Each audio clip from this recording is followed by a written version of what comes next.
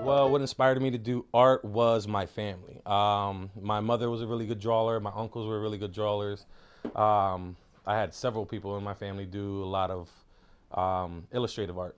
So growing up, I would, see that and like wowed by it. And then I still remember I used to try to compete with my uncles and my aunts. And then when I couldn't draw the way they did, I used to get really frustrated. And my mother would tell me, like, keep doing it, keep doing it. You're going to get better. You're going to get better. And then when I started doing that, and then kids at school were like really impressed with my artwork, then it started like, I could do this. I was just like, I like art, which is a slow side, funny story.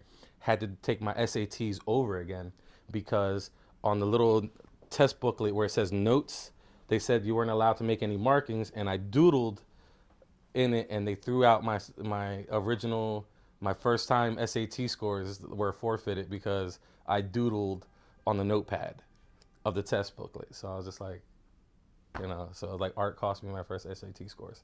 And then I started tattooing when I saw people that were doing it that couldn't draw for nothing. And then I started doing it, and the first time I ever tattooed a living canvas, I was instantly hooked. And then that fueled my passion into painting, designing clothes, logos for people. I even took a semi-graphic arts class just to see what it was because it was for free.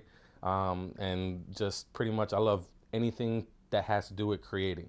But that's where I get my passion came from my family and was mostly inspired by the positive reinforcement I got from my peers. Well, I would say the biggest influence that growing up is the sense of community. Growing up in the Spanish community or the Puerto Rican community in particular, I grew up as a child at the Puerto Rican Daycare Center. It used to be here on Broad Street, and then it moved to Hamilton Avenue. So I was surrounded by like a Puerto Rican daycare, like a lot of Puerto Rican kids. The workers there were Puerto Rican. So we used to listen to a lot of music, food. People used to bring, the food in Puerto Rico is just one of the things that just inspires you to do everything because a good soulful food in you just makes you feel good and you just want to do good things. So yeah, that and then like I said, music, dancing. Almost every Puerto Rican family's house I ever went to had nothing but, as you also see behind me, a lot of Christian-based art. So there was always paintings from church. I was very captivated by some of the paintings I would see at some Catholic church and some Christian churches. That definitely influenced me. My family used to have, elephants all over the place, and angels and stuff like that. So I guess when I was little, I didn't realize how much it would influence me now until right now when I answer the question that between Christianity, religion, and the Puerto Rican community as when it came to our culture with like our food, our music, even our mannerisms. There's certain sayings that, should I say, just sound better in Spanish, but that I only heard Puerto Rican families use, and I'm like, oh, like it's not just my mom. I was like, your mom said the same thing, or your aunt. So that would be basically it. I would definitely say I would want to pass on the community aspect. I like to have my art viewed by the community. I love painting in front of people where it's not just me in a room and then I just showcase it. I love when I'm doing a painting and people come up and ask 1,001 questions. Especially if like I said, when we have Puerto Rican events, and I have an example would be with Sam, we did where I'm painting live as a band from Puerto Rico is playing, and as their music is playing and brings me back to that growing up, that sense of belonging to that culture, dancing and everything. It completely influenced what I was painting. I had no idea. I didn't even have a pre-concept of what I was going to paint. I literally let the music decide what I wanted to paint. So whatever I painted was directly influenced from the music from that island.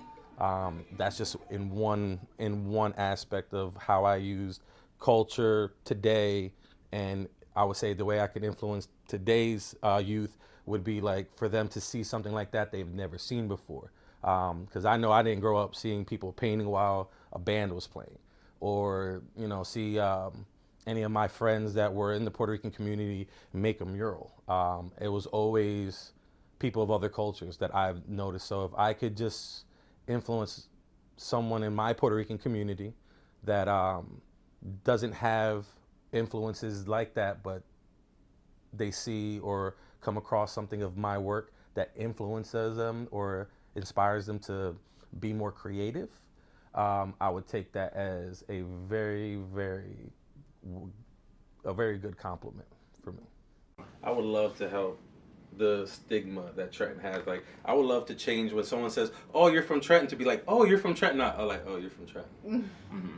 Like that the stigma that that Trenton is violent, that Trenton is very poor, that Trenton is ghetto, or Trenton is just not the best place to be. I can't say it's not, but I know what it was and what it can be. This place has diamonds and a whole lot of rough, but if I could just start scraping off some of that exactly. rough and start showing people, there's diamonds here, and that is worth coming here, and I also say, like, if we're already at the bottom, we're like, we're one of the cities that is considered at the bottom, we can only go up. First, as the art community, just make it bigger, more well known, and more financially funded. I would love to see people, anyone, whether it's your grandmother, your aunt, uncle,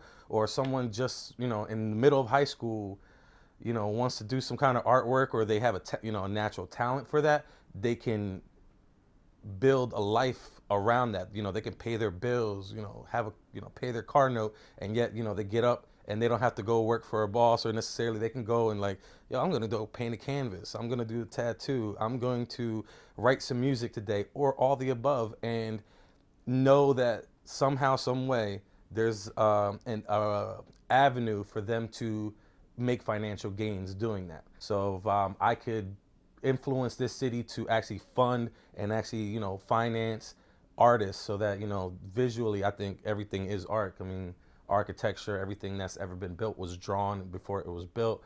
I would like for people to understand that art is in everything. There's nothing, even food.